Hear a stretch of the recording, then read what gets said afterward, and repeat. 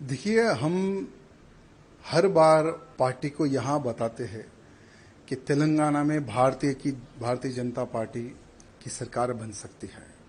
लेकिन तेलंगाना में भारतीय जनता पार्टी की सरकार तभी बनेगी जब हर वो कार्यकर्ता, हर वो नेता सही तरह से काम करेगा। आज बूथ लेवल में हर वो कार्यकर्ता पूरी जान लगाकर भारतीय जनता पार्टी के समर्थन में वोट दिलवा रहा है, कार्य कर रहा है। लेकिन जब कोई बड़े पद का जब चयन होने का जब समय आता है, जब तेलंगाना राज्य के प्रेसिडेंट का डिक्लेरेशन का जब समय आता है, तो कम से कम पार्टी यहां नहीं सोचती कि हमें कैसा प्रेसिडेंट बनाना चाहिए। हम बार बार यही बोल रहे थे कि भाई बूथ कार्यकर्ता से लेकर अधिकारी तक चर्चा होनी चाहिए। चर्चा होने के बाद में हमें एक ऐसा प्रेसिडेंट चाहिए जो एग्रेसिव हो। यहाँ तेलंगाना में हिंदू मुस्लिम भाई भाई वाली राजनीति नहीं चलती है। तेलंगाना में सिर्फ हिंदुइज्म चलता है, और जो हिंदुत्व की बात करता है ना, तेलंगाना की जनता उसको सर पर बिठाकर आगे चलती है। चाहे हमारे प्रधानमंत्री मोदी जी हो, हमारे अमित भाई जी हो, जेपी नड्डा जी हो, उन्होंने कईयों सभाएं तेलंगाना में की है।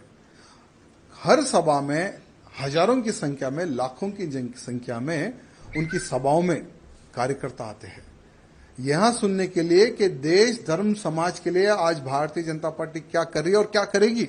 वहां संदेश सुनने के लिए सभी कार्यकर्ता आते हैं।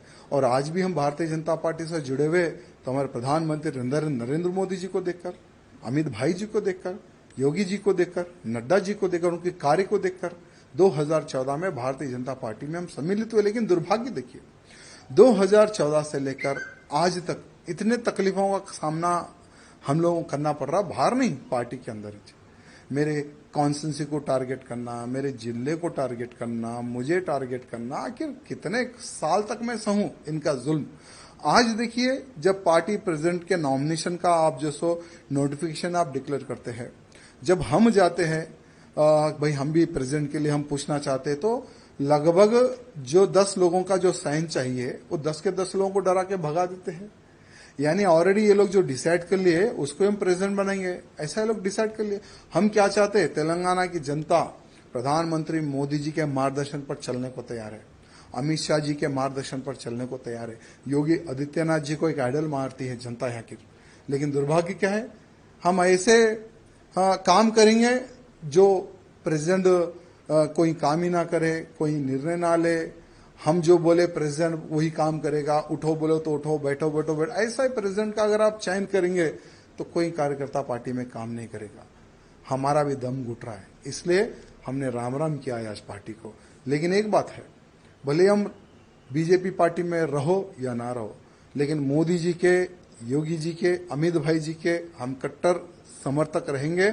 और बिना पार्टी में रहे हम मोदी जी के कार्यों को, अमित शाह जी के कार्यों को, योगी जी के कार्यों का हम प्रचार करते रहेंगे, भले हम पार्टी में रहो या ना रहो। ये कार्यकर्ताओं की डिमांड है। कई महीनों से कार्यकर्ता कैसा प्रेसिडेंट चाह रहे थे जो हिंदूवादी हो, जो हिंदुत्व की बात करे, जो हमारे कार्यकर्ताओं की सुने। आज लव जिहाद बड़े पैमाने पर हो रहा है तेलंगाना में, गौ हत्याएं बड़े पैमाने पर हुई है तेलंगाना में, लैंड जिहाद बड़े पैमाने पर हो रहा है तेलंगाना में। भाई उसको रोकने के लिए कौन रोकेगा? लोग बोलते कि भारतीय जनता पार्टी के अलावा कोई नहीं रोक सकेगा।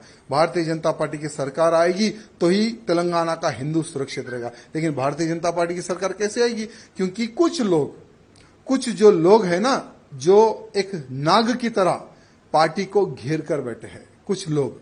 ये कुछ लोगों का इलाज जब तक केंद्र के जो हमारे अधिकारीगण हैं, जब तक ये कुछ लोगों का इलाज नहीं करेंगे ना, ठीक है, आज चलो हम तो पार्टी को छोड़ दिए, हमारा कोई वजूद था ना है ना रहेगा। हम एक हिंदू कार्यकर्ता हैं, भले राजनीति से हटकर हम हिंदुत्व का कार्य करते हैं और आगे भी हम हिंदुत्व का प्रचार और हिंदुत्व की सेवा हम करते रहेंगे।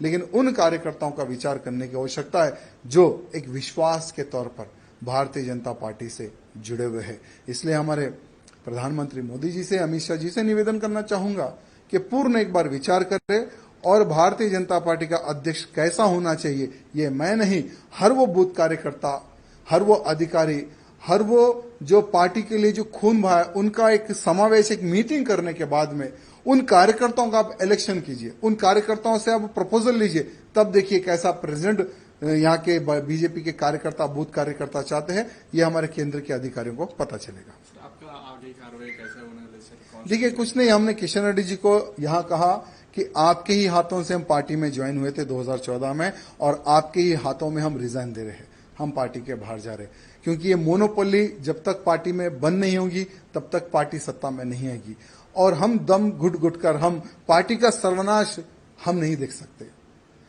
यानी बीजेपी को डुबोने का कार्य कर रहे हैं यहाँ के लोग, यहाँ के कुछ अधिकारीगण जो सत्ता का गलत उपयोग करके पार्टी को डुबोने का जो कार्य कर रहे हैं ना, तो ऐसी डूबती नैया में और पार्टी को डूबते हुए हम नहीं देख सकते, इसलिए हम पार्टी के बाहर आए।